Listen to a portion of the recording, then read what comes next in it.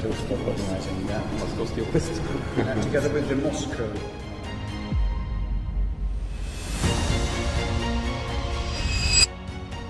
Baru-baru ini Presiden Amerika Serikat Donald Trump telah menunjuk orang-orang kepercayaannya, Steve Witkoff beserta Jared Kushner yang merupakan sang menantu untuk menemui Presiden Rusia Vladimir Putin. Pertemuan tersebut tentunya dalam tendensi mencapai kesepakatan terkait perang yang masih terus terjadi antara Rusia dan Ukraina. Sayangnya, bahkan setelah kurang lebih 5 jam pertemuan tersebut berlangsung, kedua belah pihak justru menemui jalan yang buntu.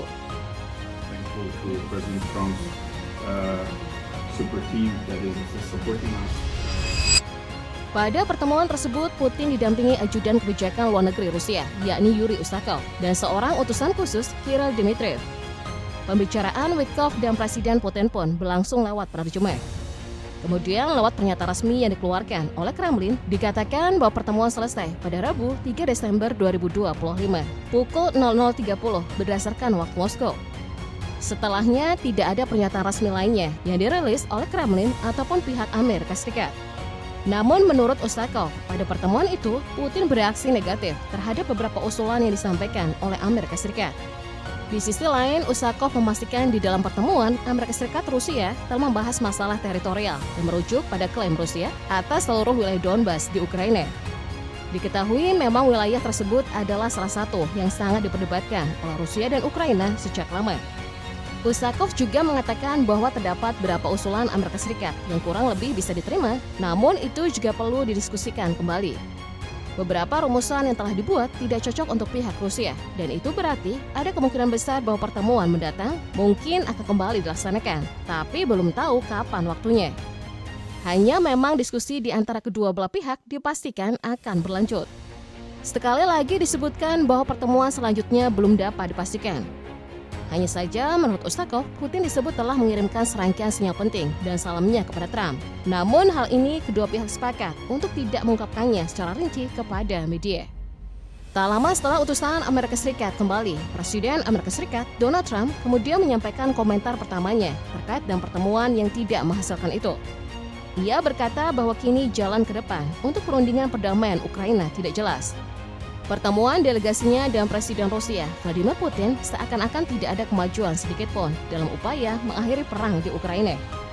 Sebelumnya, Amerika Serikat dan Rusia dikabarkan memang sedang dalam upaya menyusun rencana untuk mengakhiri perang di Ukraina dalam 8 poin proposal damai. Proposal tersebut disusun oleh utusan khusus Presiden Amerika Serikat Donald Trump, Steve Witkoff, dengan masukan dari Menteri Luar Negeri Amerika Serikat Marco Rubio dan menantu Trump Jared Kushner. Sebagian isi dari draft tersebut antara lain pernyataan bahwa kedaulatan Ukraina akan dikonfirmasi. Sementara itu, menanggapi apa yang saat ini sedang terjadi, Presiden Ukraina Volodymyr Zelensky menyebut nasib perdamaian perang memang bergantung pada pertemuan yang terjadi di Moskow itu. Namun Zelensky di sisi lain khawatir jika Amerika Serikat tak lagi tertarik untuk membantu proses perdamaian Ukraina. Baginya, dalam mencapai sebuah kesepakatan, tidak ada solusi yang mudah. Zelensky juga mengatakan bahwa sangat penting agar semuanya adil dan terbuka, sehingga tidak ada permainan di belakang Ukraina. Sebenarnya sebelum pertemuan yang berlangsung kemarin, Trump dan Putin juga pernah melakukan pertemuan dengan agenda yang tak jauh berbeda beberapa waktu lalu di Alaska, tepatnya pada Agustus 2025. Namun pada pertemuan itu pun keduanya tidak mencapai kesepakatan yang berarti. Still stop organising that. Moscow still pissed. Together with the Moscow. Di saat yang hampir bersamaan tak lama setelah pertemuan penting itu selesai, masih di tanggal 3 Desember, pasukan Rusia diketahui telah melancarkan gelombang serangan baru terhadap fasilitas energi dan transportasi yang diklaim telah mendukung pangkalan industri militer Ukraina. Hal ini berdasarkan laporan operasional terbaru dari Kementerian Pertahanan Rusia. Kementerian juga menyatakan bahwa serangan tersebut dilakukan dengan kombinasi berbagai senjata seperti pesawat, drone, rudal, dan artileri, dan semua target yang ditentukan telah berhasil diserang. Di antara lokasi-lokasi menjadi target, di antaranya terdapat infrastruktur transportasi dan energi, sebuah bengkel perakitan drone serang jarak jauh, juga lokasi sementara yang digunakan oleh pasukan Ukraina dan pejuang asing. Selain itu, para pejabat Rusia juga melaporkan serangan terhadap posisi sementara Ukraina dan pesawat tempur asing. Sementara sistem pertahanan udara mereka juga dilaporkan telah mencegat lebih dari 240 drone yang berasal dari Ukraina dalam sehari. Armada Laut Hitam juga mengumumkan penghancuran 2 kapal nirawak. Sementara itu, kelompok Vostok mengklaim kemajuan lebih lanjut di wilayah Zaporizhia, termasuk pembebasan wilayah di Stavropol. Masih dalam waktu yang berdekatan, sumber-sumber militer lainnya pun melaporkan bahwa Rusia melancarkan serangan besar-besaran terhadap infrastruktur maritim di dekat pelabuhan Yuzhny di dekat wilayah Odessa. Serangan tambahan diluncurkan terhadap posisi militer dan tentara bayaran Ukraina di desa Belyaryi di tepi muara Azovsky.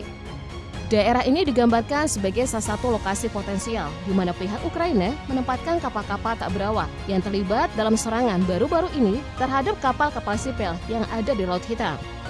Serangan besar-besaran ini pun diketahui terus berlanjut sepanjang malam pada tanggal 2 hingga 3 Desember ketika pesawat tak berawak Geran, rudal taktis Iskandar, dan bom udara menargetkan fasilitas militer di sejumlah wilayah seperti Pavlograd, Dnepropetrovsk, Vasilkovka, Kryvyi Rih, dan Sumy.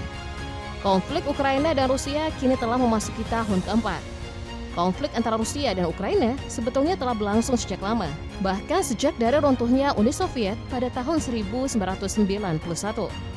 Sejak meraih kemerdekaan, Ukraina berada di persimpangan antara mempertahankan kedekatan historis dengan Rusia atau sebaliknya, memperkuat hubungan dengan negara-negara dari Barat.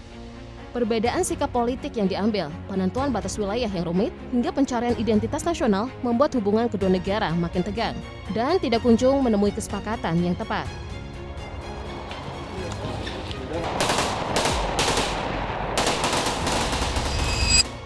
Hubungan antara Rusia dan Eropa memang sudah cukup buruk belakangan ini. Hal ini dikarenakan Eropa sejak lama telah mendukung Ukraina dan bahkan memberikan sanksi terhadap Rusia yang berkaitan dengan pembatasan ekspor dan aktivitas ekonomi lainnya. Hubungan keduanya pun semakin lama menjadi semakin renggang. Puncaknya pada hari Selasa lalu, Presiden Vladimir Putin memperingatkan kekuatan-kekuatan Eropa bahwa jika mereka berniat untuk memulai perang dengan Rusia, maka Moskow siap untuk berperang dan bahkan memastikan bahwa kekuatan-kekuatan Eropa akan menerima kekalahan yang begitu mutlak, sehingga tidak akan ada seorang pun yang tersisa untuk dapat merundingkan kesepakatan damai. Kecaman yang disampaikan oleh Putin ini tentunya bukan tanpa alasan. Selain karena hubungan Eropa dan Rusia yang memang sudah sering mengalami pasang surut, akan tetapi ditambah pula dengan kenyataan bahwa selama ini Eropa telah mendukung Ukraina. Seperti yang telah diketahui oleh banyak pihak, tanpa adanya bantuan dari Eropa dan Amerika Serikat, Ukraina kemungkinan besar akan sangat kewalahan dalam menghadapi Rusia. Di sisi lain, Ukraina dan kekuatan Eropa telah berulang kali memperingatkan bahwa jika Putin memenangkan perang Ukraina, maka ia bisa saja menyerang anggota NATO. Sebuah klaim yang kemudian berulang kali dibantah Putin sebagai suatu omong kosong. Klaim ini rupanya berasal dari pejabat Jerman yang beberapa waktu terakhir memberikan peringatan dan memperkirakan bahwa Rusia siap melakukan serangan terhadap NATO pada tahun 2029.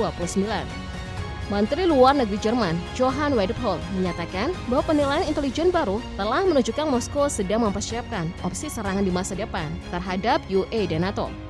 Informasi yang ia dapatkan berasal dari badan intelijen yang bertugas.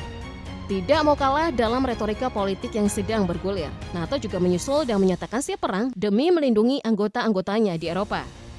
Hal ini disampaikan oleh Sekretaris Jenderal NATO, Mark Rutte, menjelang pertemuan puncak para pemimpin NATO di Brussels. Ia merespon komentar Putin dengan menegaskan aliansi pimpinan Amerika Serikat tersebut bersedia melakukan apapun demi melindungi anggotanya, karena NATO adalah aliansi pertahanan.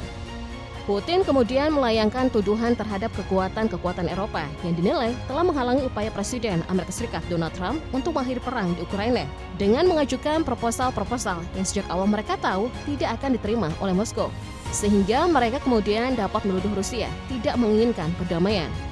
Putin mengatakan negara-negara Eropa telah mengunci diri dari perundingan damai Ukraina dan memutus kontak dengan Rusia, dan menambahkan bahwa mereka berada di pihak yang berperang.